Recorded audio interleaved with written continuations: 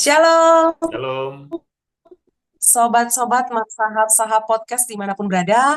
Kami bersuka cita bertemu kembali dalam Sermon Masa Pod, edisi 22 September 2024. Sobat-sobat Sahab-sahab podcast, pada saat ini kita akan bersama-sama membahas firman Tuhan dari Yakobus 4 ayat 1 sampai dengan 10. Sebelum kita membahas lebih dalam, mari kita mempersiapkan hati dan pikiran kita bersatu di dalam doa. Bapa di dalam surga, kami bersyukur sebab Engkau baik. Setiap hari kami melewati hari dengan sukacita. Engkau bersama dengan kami, setia memelihara kehidupan kami sampai dengan hari ini. Tuhan, dengan hati yang terbuka kami akan belajar firman Tuhan. Berharap kami semakin diteguhkan dan dikuatkan, serta harapan kami juga semakin boleh tertuju hanya kepada Tuhan melalui pendengaran firman-Mu. Berkatilah sobat-sobat Sahab podcast dimanapun berada. Terpujilah Engkau ya Allah, di dalam nama Tuhan Yesus Kristus. Amin. Sobat terkasih, pada saat ini firman yang menyapa kita diambil dari Yakobus 4 ayat 1 sampai dengan 10. Mari kita buka Alkitab kita, dan kalau tidak ada Alkitab di sekitar kita, sobat terkasih boleh melihat dari layar kaca handphone pribadi masing-masing. Yakobus 4 ayat 1 sampai dengan 10 saya akan membacakan untuk kita semua. Demikian firman Tuhan. Hawa nafsu dan persahabatan dengan dunia. Dari manakah datangnya sengketa dan pertengkaran di antara kamu? Bukankah datangnya dari hawa nafsumu yang saling berjuang di dalam tubuhmu? Kamu mengingini sesuatu, tetapi kamu tidak memperolehnya.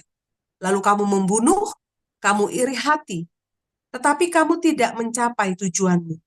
Lalu kamu bertengkar dan kamu berkelahi. Kamu tidak memperoleh apa-apa karena kamu tidak berdoa. Atau kamu berdoa juga, tetapi kamu tidak menerima apa-apa karena kamu salah berdoa. Sebab yang kamu minta itu hendak kamu habiskan untuk memuaskan hawa nafsumu. Hai kamu orang-orang yang tidak setia, tidakkah kamu tahu bahwa persahabatan dengan dunia adalah permusuhan dengan Allah? Jadi barang siapa hendak menjadi sahabat dunia ini, ia menjadikan dirinya musuh Allah. Janganlah kamu menyangka bahwa kitab suci tanpa alasan berkata, roh yang ditempatkan Allah di dalam diri kita, diingininya dengan cemburu. Tetapi kasih karunia yang dianugerahkannya kepada kita lebih besar daripada itu. Karena itu ia katakan, Allah menentang orang yang congkak, tetapi mengasihani orang yang rendah hati. Karena itu tunduklah kepada Allah, dan lawanlah iblis, maka ia akan lari daripadamu. Mendekatlah kepada Allah, dan ia akan mendekat kepadamu. Tahirkanlah tanganmu, hai kamu orang-orang berdosa, dan sucikanlah hatimu, hai kamu yang mendua hati. Sadarilah kemalanganmu, berduka cita, dan merataplah. Hendaklah tertawamu kamu ganti dengan ratap, dan sukacitamu dengan duka cita. Rendahkanlah dirimu di hadapan Tuhan, dan Ia akan meninggikan kamu. Sampai demikian pembacaan firman Tuhan.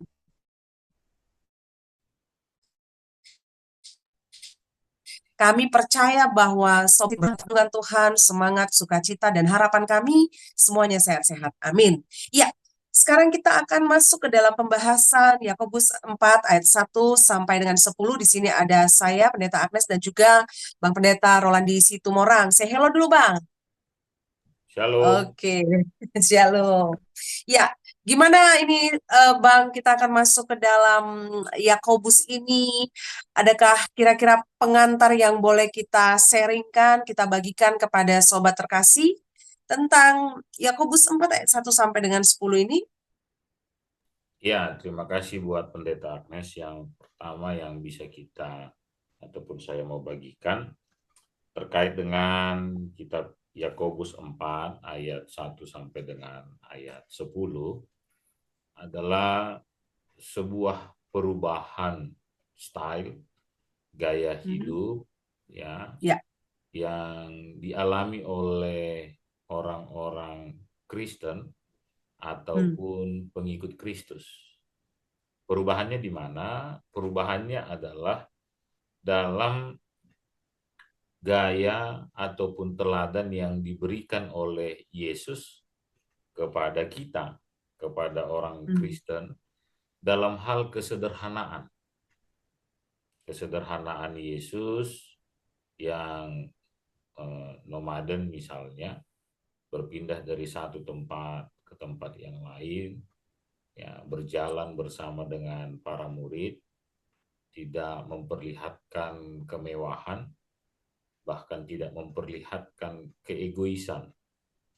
Jadi Hmm. Yesus bisa kita baca dalam kitab Injil, ya, tentang bagaimana dia menyapa semua orang, hadir bagi semua Ya. orang, dan mengedepankan apa yang menjadi kebutuhan banyak orang. Hmm. Ini kesederhanaan yang diperlihatkan oleh Yesus.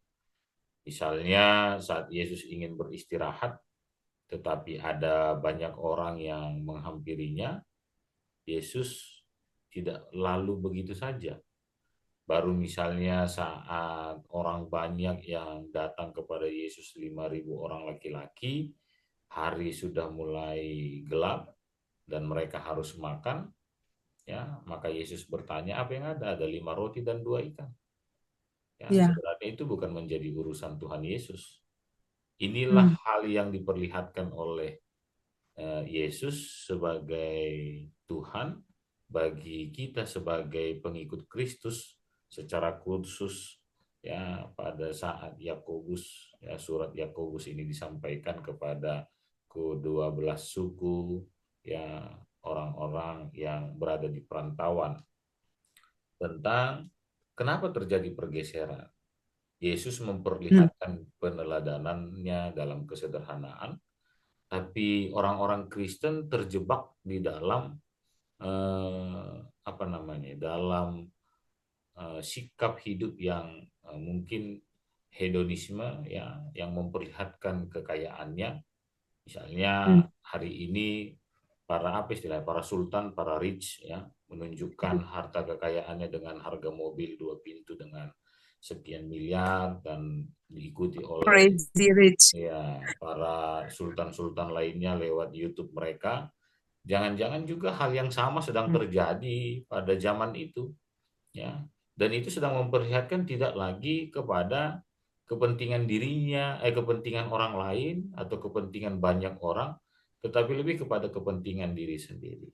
Sehingga ayat 1 saja langsung menegaskan, dari mana datangnya perkelahian dan pertengkaran di antara kamu, ini dalam terjemahan baru 2, bukankah datangnya dari hawa nafsu, ya, yang saling berjuang di dalam tubuhmu. Nah, ini mungkin dulu sebagai pengantar, dan saya berharap ditambahkan oleh Pendeta Agnes. Terima kasih. Ya, ya, terima kasih Bang untuk pengantarnya. Berarti Yakobus juga dalam menyampaikan pengajarannya kepada orang-orang yang sedikit banyaknya dia mengenang apa yang sudah diajarkan Yesus semasa Yesus hidup di bumi ini, begitu ya. Tadi saya mengutip adanya kesederhanaan dan ternyata ada pergeseran yang terjadi.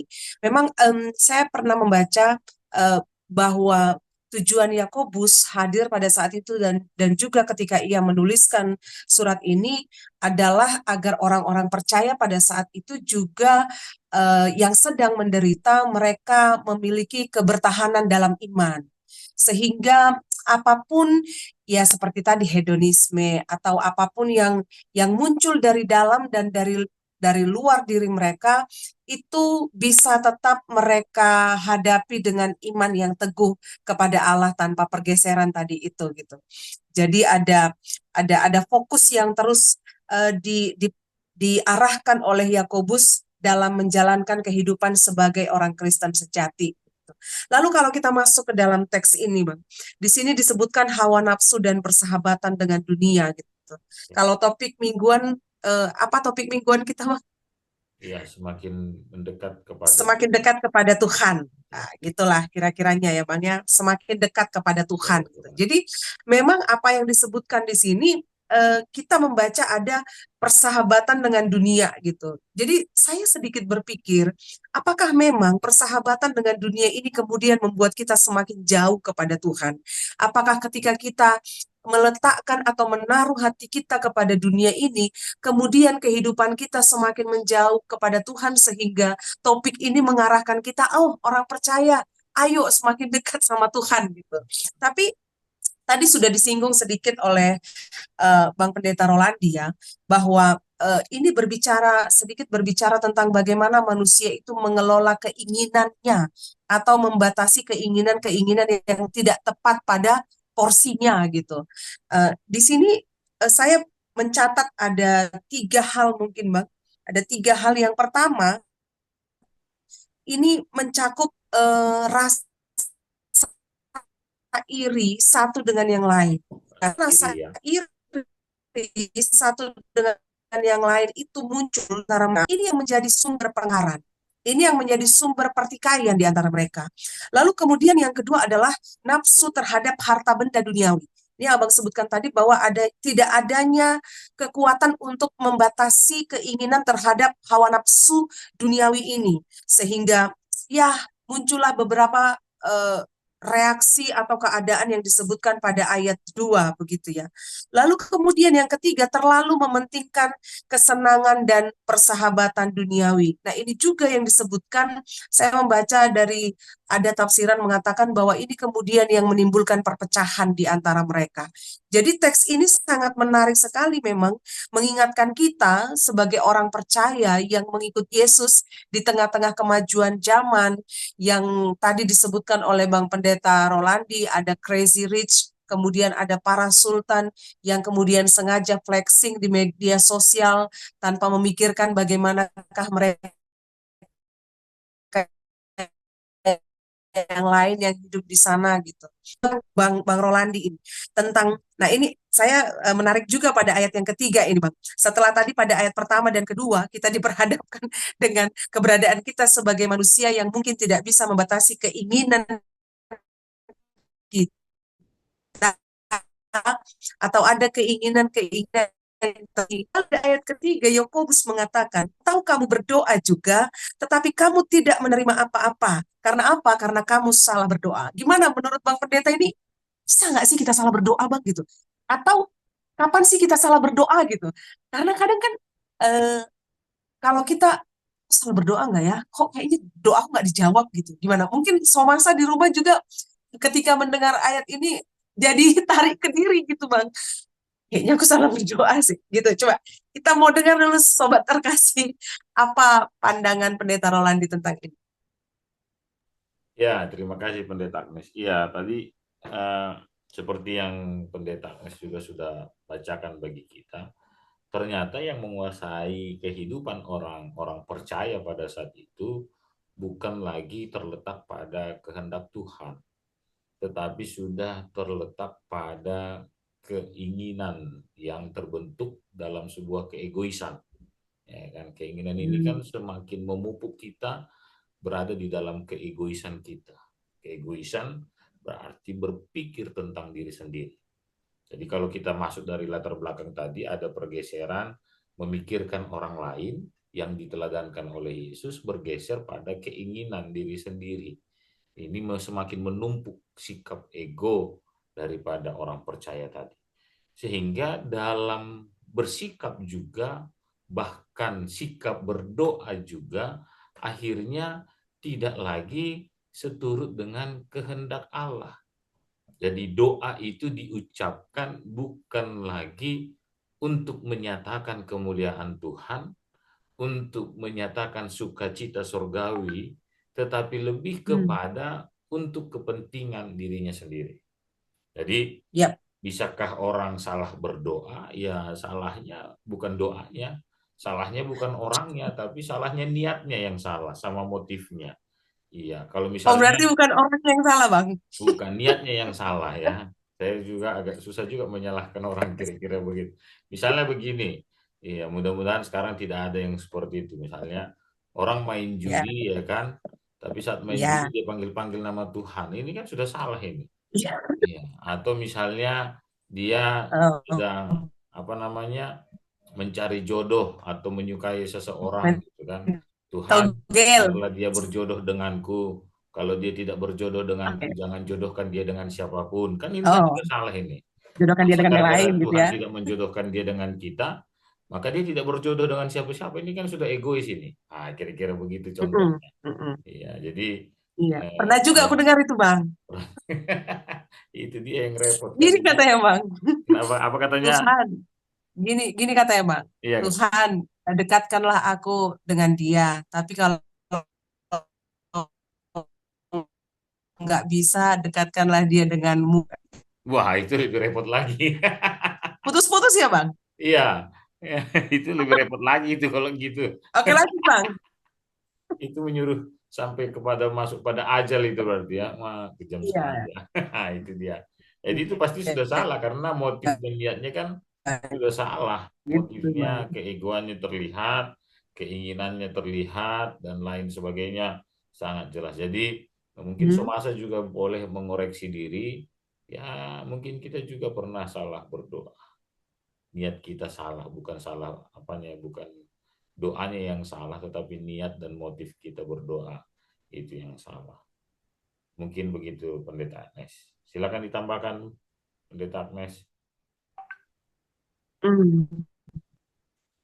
Iya, berarti dengan kata lain, ternyata doa ini juga ada yang dibaluti oleh hawa nafsu, gitu ya. Ya, Doa ini juga ada yang dibaluti dengan keinginan-keinginan pribadi. oh Sehingga ya, apa? Sehingga ketika dia berdoa yang dipikirkan hanyalah keinginannya, kebutuhannya, betul. gitu. Tanpa mengedepankan apa sih maunya Tuhan atas aku, Atas atau hidupnya. apa sih kehendak Tuhan atas hidupku, Ya, gitu. benar. Jadi pada saat ini firman Tuhan mengarahkan kita supaya kita sebagai orang yang percaya berdoa dibalutkan oleh iman dan kasih karunia Allah gitu Ya, ya. oke. Karena saya percaya kita setuju bahwa kasih karunia Allah melalui Roh Kudus akan mengajar orang Kristen berdoa. Bahkan ketika dia tidak tahu apa yang dia doakan, tapi Roh Kudus mengajar. Dalam Roma 8 ayat berapa itu Bang? Ayat 26 kalau tidak salah ya. Roh Kudus mengajarkan kita. Jadi ini menjadi sebuah perenungan juga bagi kita sebagai orang yang percaya. Ketika kita berdoa, kita diminta dipimpin oleh Roh Kudus, atau ketika kita berdoa, kita dipimpin oleh roh dunia ini yang mengajarkan kita untuk fokus kepada dunia ini, untuk fokus kepada hal-hal yang sementara, untuk fokus kepada hal-hal yang memang nampaknya nikmat, tapi akhirnya menggojapkan gitu Bang, menghabiskan kita gitu. Jadi menarik sekali firman Tuhan pada saat ini. Somasa yang ada di rumah, ingatlah berdoa di dalam roh dan kebenaran begitu. Supaya doa kita juga tidak salah dan niatnya juga tidak salah gitu. Oke, selanjutnya ini ada hal yang menarik juga. Setelah Yakobus mengatakan ketika kita berdoa dengan benar, maka dia juga menegaskan bahwa ada sebuah hubungan ya Bang, persahabatan ini kan hubungan ya.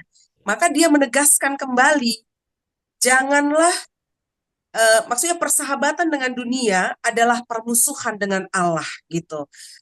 Emang kita nggak boleh ya bersahabat dengan dunia gitu. Dunia yang dimaksud di sini apa sih Bang gitu? Masa iya kita nggak boleh bersahabat dengan dunia sementara Tuhan Yesus datang ke dunia ini kan untuk orang yang berdosa gitu Bang. Gimana Bang? Atau pendeta itu boleh nggak sih kedetua gitu Bang? Ini dia. Kan gitulah Siap, ecek-eceknya Bang. siap, Kayak mana siap, Bang? Pendeta. Ya, jadi memang harus kita akui kalau dalam masa eh, penyampaian Injil, baik itu dari Perjanjian Lama juga tentang Allah dan dunia ini kan selalu digambarkan dengan dua garis yang jelas. Satu garis yang jelas Hmm, memisahkan dua hal. Iya, misalnya hmm, antara orang Israel dengan orang di luar Israel. Ya, ini ya, disebut sebagai bangsa pilihan. Kalau dalam bahasa Simalungun langsung disebutkan ini bangsa si Paju Begu-Begu. iya, Ini hmm, bangsanya Allah, ini bangsa di luarnya Allah atau disebut bangsa hmm, Allah, Allah lain. Itu langsung dibuat garisnya. Sama juga mungkin dalam perjanjian baru maka akan dipisahkan dengan jelas mana itu sorga dan mana itu dunia. Sorga berarti Hmm. berada dalam kehendak Allah, dunia berarti di luar kehendak Allah. Jadi Ya. jangan akhirnya kita merasa kita tidak boleh bersahabat dengan dunia, maksudnya adalah bagian kehidupan kita yang ada di sekeliling kita. Bukan itu maksudnya, ya, tapi dunia yang dimaksud adalah yang tidak sesuai dengan kehendak Tuhan. Itu yang harus kita pahami dulu bersama. Sehingga sampai pada yang disebutkan oleh Pendeta Agnes tadi, persahabatan dengan dunia maksudnya adalah persahabatan dengan yang tidak sesuai dengan kehendak Tuhan. Ya, itu jangan menjadi bagian dalam kehidupan kita. Ya, tapi kalau dengan orang-orang di sekitar kita yang sering kita sebutkan, inilah dunia kita, pekerjaan kita, aktivitas kita, keluarga kita, ya, masa depan kita, ya itu bagian yang sinkron yang harus kita miliki di dalam kehidupan kita. Sehingga Hmm. apakah pendeta tidak boleh ke Lapotuak? Ini kan pertanyaannya, apakah Lapotuak itu tidak lagi berada dalam kehendak Tuhan misalnya? Ya kan? Sehingga jawabannya yes atau tidak, tergantung jawaban kita. Apakah Lapotuak itu tidak bisa kita sebut bagian dari kehendak Tuhan, ya kan? Sehingga kira-kira Somasa bisa memahaminya. Kalau memang kita merasa itu juga bisa menjadi bagian dari pekerjaan Tuhan, apa yang salah di sana? Tapi kalau misalnya di Lapotuak itu jauh dari kehendak Tuhan, bahkan ekstrimnya melakukan yang tidak disenangi oleh Tuhan, maka jangan berada di sana. Jadi mari kita memikirkan dengan matang dan akhirnya mengambil sebuah kesimpulan yang baik di dalam persahabatan dengan dunia. Tapi jangan sedikit-sedikit langsung mengatakan, oh itu bukan bagian dari Tuhan, oh ini bukan orang-orang Tuhan, oh ini jauh dari Tuhan, ya kan, seakan-akan kita yang Ya.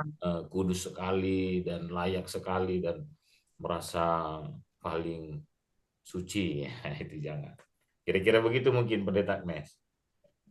Iya, berarti dengan kata lain, kita memang sekarang berada di dunia dan kehadiran kita di dunia ini seharusnya bisa membawa terang ilahi, begitu ya, Bang? Ya, Maka sebagai orang percaya kemanapun kita tidak menjadi masalah, maksudnya gini, kemanapun kita nggak akan menjadi masalah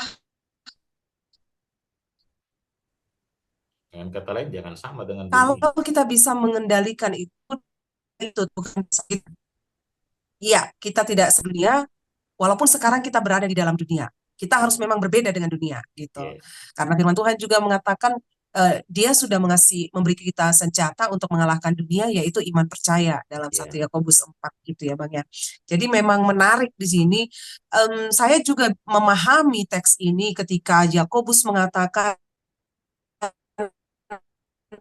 persahabatan dengan dunia musuh Allah, sebenarnya dia ingin mengatakan bahwa utamakanlah hubungan dengan Allah gitu. Jadi ada yang dikedepankan, ada yang diwartakan, ada yang disaksikan, ada yang dihidupi di Yes. dunia ini.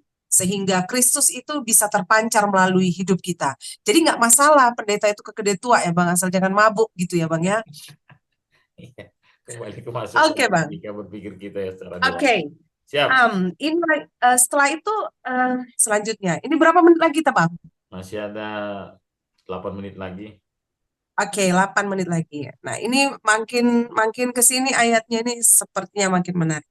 Setelah Yakobus selesai nih mengatakan pada persahabatan dengan dunia, dia juga mengatakan pada ayat 6 gitu, ada kasih karunia gitu. Ya. Ada kasih karunia yang sudah dianugerahkannya kepada kita dan itu lebih besar dari daripada itu gitu. Ada kasih karunia.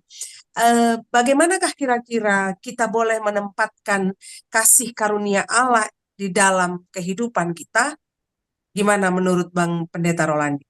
Ya, kalau kita baca dalam perikop berikutnya, misalnya dalam Yakobus 5 ayat 13 sampai dengan ayat 16, maka Yakobus mengingatkan bagi kita doa dalam kesusahan itu harus melihat bahwa doa orang benar besar kuasanya, dengan Oke, singkatnya seperti itu. Tapi doa yang orang mau saya benar. katakan adalah bahwa keberadaan Tuhan dalam kuasanya dan kasihnya itu sudah melebihi, kalau dalam ayat 6 dikatakan, namun anugerah yang diberikannya kepada kita atau kasih karunia yang diberikannya kepada kita lebih besar daripada itu.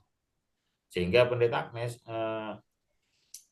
ada beberapa waktu yang lalu percakapan yang terjadi antara saya dengan ada seorang penatua Jansen Paket Asik dari gereja Kibait mengatakan Hmm, seperti ini, Tuhan tidak memperdulikan kebutuhanmu apalagi keinginanmu, hmm, ya. Dan saat beliau mengatakan hal itu dan dia pause begitu lama, dia tidak lanjutkan kalimatnya, terjadi beberapa diskusi, ya. hmm. Tapi dilanjut dengan tetapi Tuhan memperdulikan imanmu. Jadi maka kita berbicara bukan tentang kebutuhan kita, bahkan keinginan kita, sehingga kita terjebak mendikte Tuhan ya dalam segala hal yang sedang kita butuhkan dan yang sedang kita inginkan ya. Tapi sebenarnya lebih daripada itu, Tuhan lebih memperdulikan iman kita. Iman kita berarti berbicara tentang kasih karunia Tuhan, berbicara tentang anugerah Tuhan, berbicara tentang kuasa Tuhan yang disebutkan dalam Yakobus 5 ayat 13 sampai dengan ayat 16. Maka itu yang harus kita percakapkan kepada Tuhan, bukan dikte secara logik pemikiran kita, tetapi percakapan iman kita yang kita bangun kepada Tuhan. Mungkin begitu Hmm. maksudnya Pendeta Agnes. Iya, jadi menarik ya yang disebutkan di sini. Karena itu pada ayat selanjutnya apa yang dikatakan oleh Yakobus adalah setelah dia berbicara tentang kasih karunia dan itu juga menjadi cukup bagi kita, dia mengatakan pada ayat yang ketujuh, tunduklah kepada Allah. Jadi Ya, ternyata iman itu juga berbicara tentang ketundukan kita kepada Allah ya. ya, Tundukkanlah pengertianmu kepada kebenaran Allah, tundukkanlah keinginanmu kepada kehendak Allah, tundukkanlah dirimu kepada Allah sambil terus berjalan di dalam perjuangan iman itu gitu. Jadi amin. memang iman juga berbicara tentang ketundukan dan kemudian jangan hanya tunduk aja, ternyata ada perjuangan juga, ada Ya, perlawanan juga gitu. Ada perlawanan, lawanlah iblis gitu. Tunduklah kepada Allah dan lawanlah iblis. Dan ini yang menjadi topik mingguan kita, mendekatlah kepada Allah Tuhan.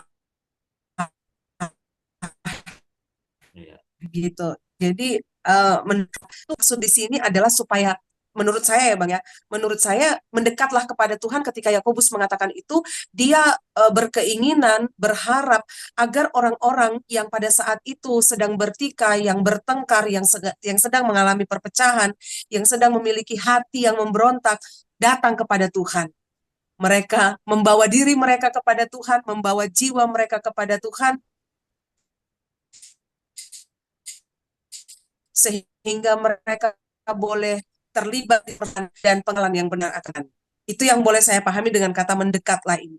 Dengan kata lain, kata mendekat ini juga ditujukan kepada kita sekarang. ya, Mungkin yang sudah terlena dengan dunia ini. Lalu selanjutnya di sini dikatakan, Bang, sadarilah kemalanganmu dan rendahkanlah dirimu. Gimana menurut Bang Rolandi tadi tentang mendekatlah, boleh juga ditambahi, Bang?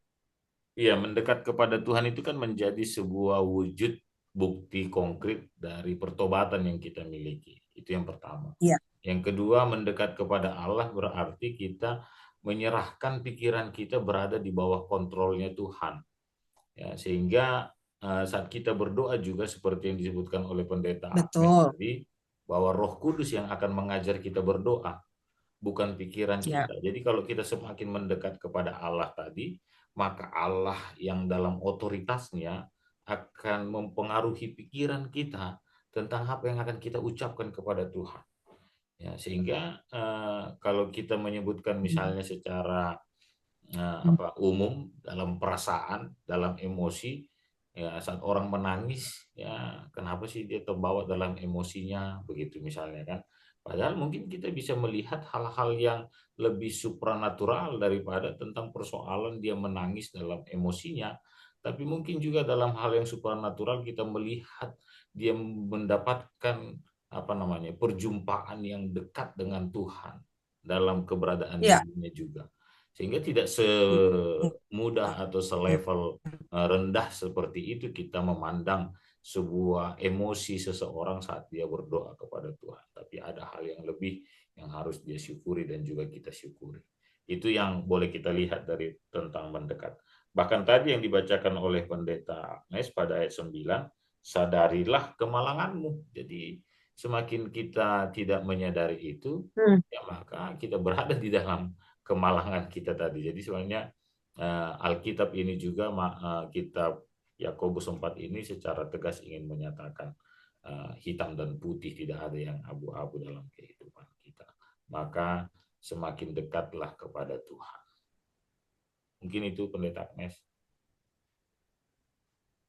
Ya, berarti Bang, ketika kita mendekat kepada Tuhan, kita masuk ke dalam sebuah keadaan di mana Tuhan akan menyingkapkan hal-hal di luar dari apa yang kita mampu Ya, untuk lakukan, gitu benar. ya. Saat kita berada di dalam Tuhan, baik melalui cara berpikir, baik melalui menyikapi masalah, baik itu ketika kita diperhadapkan dengan banyak hal, bukan manusia kita lagi yang bekerja, tetapi roh Allah yang ada dalam diri kita yang kemudian memampukan kita untuk melihat sesuatu dari mata iman, bukan dari sudut pandang dunia itu, Iya, gitu. Itu mungkin ya, Bang. ya, Oke, itu. Bang. Ada lagi, Bang? Mungkin closing statement dari Bang Rolandi dan sekalian ditutup. Oh iya, Bang. Tunggu, Bang. Ya, Sebelum ditutup untuk Somasa dimanapun berada, dengan senang hati kami mengajak untuk subscribe, like, and comment. Dan juga share, share. share. Nah, itu dia. Ya. Oke, lanjut, Bang. Ya, terima kasih buat Pendeta Agnes yang sudah menjadi host dan juga narasumber bagi kita hari ini, bagi Somasa. Maka mari kita seperti yang disebutkan pada ayatnya yang ke-10, rendahkanlah dirimu di hadapan Tuhan dan Ia akan meninggikan kamu. Maka ini akan menjadi sebuah sukacita yang kita nikmati saat kita semakin dekat kepada Tuhan. Menikmati kehidupan kita bukan dengan bagaimana kita dengan cara kita, tetapi bagaimana Tuhan dengan cara Tuhan akan memberkati dan juga akan menolong kita dalam setiap masa-masa kehidupan kita.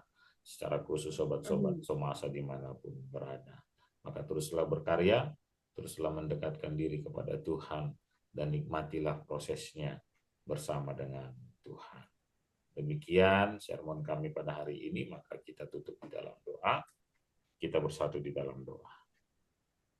Terima kasih Tuhan atas segala kebaikan Tuhan yang memberkati kehidupan kami Somasa. Biarlah kiranya semuanya boleh kami persembahkan menjadi hormat dan kemuliaan bagi nama Tuhan. Berkati para sobat-sobat Marsahab Sahab Podcast dimanapun berada. Biarlah setiap aktivitas, pekerjaan, dan juga kerinduan hati kami mohonkan Tuhan yang memberkatinya. Dalam nama Yesus Kristus Tuhan kami berdoa. Amin. Amin. Tuhan Yesus memberkati. Sampai bertemu Kasih. episode selanjutnya. God bless.